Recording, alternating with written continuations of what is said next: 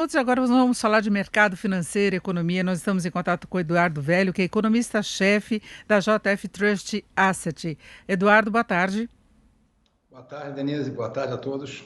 Bom, Eduardo, vamos começar falando do comportamento hoje do mercado, que está um sobe e desce aí de dólar, de bolsa de valores. A gente vê instabilidade também no exterior, mundo dividido entre o ânimo com relação às vacinas, preocupação com relação a essa nova onda de contaminação e preocupação também com relação ao andamento da economia em geral, né?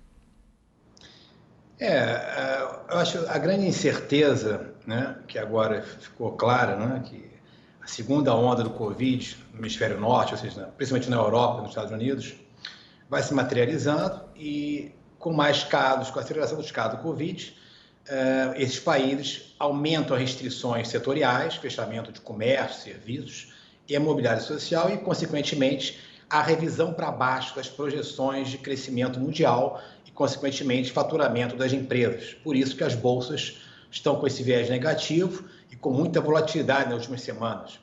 Então, ou seja, apesar desse aumento da eficácia das vacinas, ainda não vai ocorrer ainda essa distribuição toda, né? Essa disseminação das vacinas ainda vai demorar um pouquinho. Então, o impacto preponderante está sendo a revisão para baixo do PIB mundial e esse aumento das restrições setoriais de comércio e serviços em vários países da Europa, que tem gerado um contexto de aversão ao risco no mercado acionário internacional. Agora, falando nessa questão de aversão ao risco, o Brasil também lida com outros problemas relacionados às contas públicas. A gente sabe que isso é um problema global, que os vários países tiveram de injetar recursos, pioraram aí o equilíbrio das finanças, mas o Brasil já vinha com dificuldade, estava numa trajetória que tenderia a melhorar. Né, desde a reforma da Previdência, de cortes importantes de gastos que ocorreram, mas aí aumentaram os gastos agora e parece que a gente está numa situação muito indefinida, não é, Eduardo?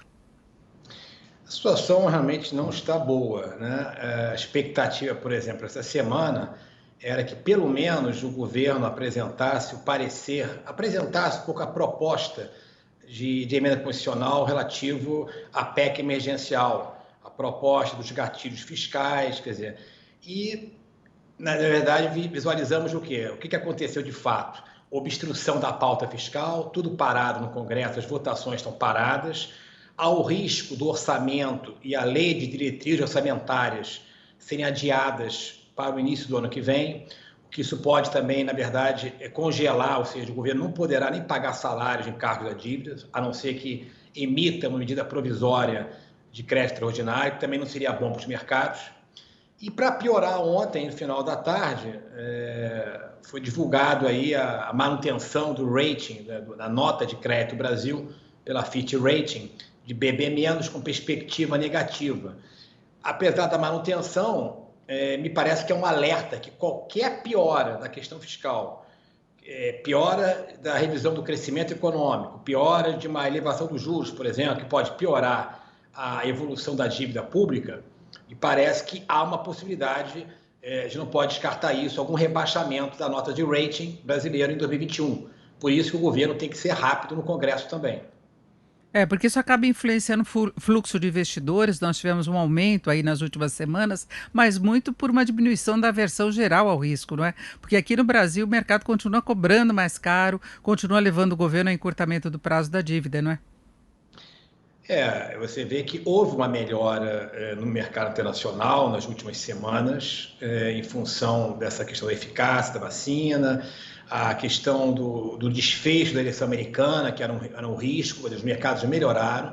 E aqui no Brasil, houve uma melhora, né, na margem da Bolsa, mas se você olhar bem os mercados, principalmente de juros, ainda estão com taxas de juros muito elevadas na curva futura, ou seja, estão indicando que o mercado continua desconfiado ainda da questão fiscal e na curva curta também sobre o tamanho ou o ritmo da desaceleração da inflação. Ou seja, então há dúvidas ainda fortes domésticas que estão realmente ainda pesando, ainda estão sendo negativas nos mercados financeiros domésticos.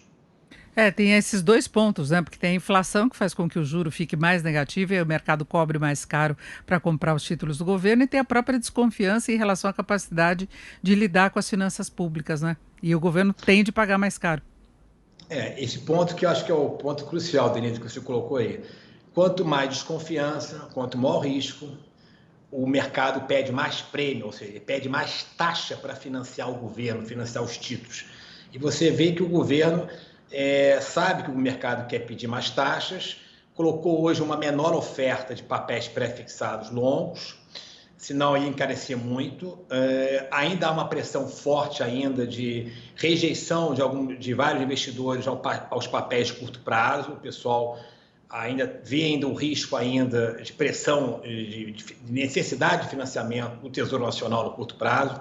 Ou seja, em resumo da ópera, quanto mais risco, maior a taxa de juros cobrada pelo mercado para aceitar os títulos do governo. Então, o que o governo precisa fazer para desatar esse nó, essa armadilha? Conversar com o Congresso, agilizar o Congresso, o apoio da base para votar o orçamento, votar a PEC emergencial, definir ou não o Renda Cidadã, o Renda Brasil e eliminar o risco do descumprimento do teto dos gastos para 2021, que ainda continua sendo grande incerteza e, na minha avaliação, é a principal variável que está explicando os juros elevados cobrados pelos títulos públicos na curva média e longa. O ministro Paulo Guedes comemora muito o fato de a Selic estar em 2%, que ajudaria o Brasil a economizar em termos de custo da dívida, só que, por outro lado, paga a taxa real que é praticada pelo mercado. Exatamente. Você, por exemplo, eu posso chegar agora na televisão, aqui na Rádio Jovem Pan, e prometer que vou criar 10 milhões de empregos. Isso você pode falar. Agora, o que cria é o mercado, quer dizer, as condições, o ambiente de negócios.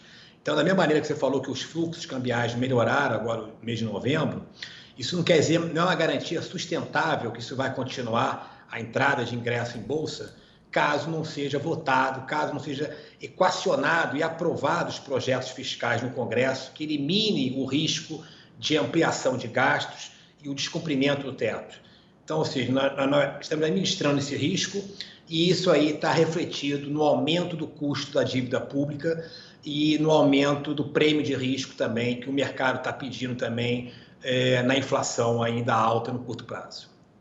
Feito, ouvimos o Eduardo Velho, que é economista-chefe da JF Trust Asset. Eduardo, muito obrigada, uma boa tarde. Boa tarde, Denise, boa tarde a todos e bons negócios aos todos os investidores.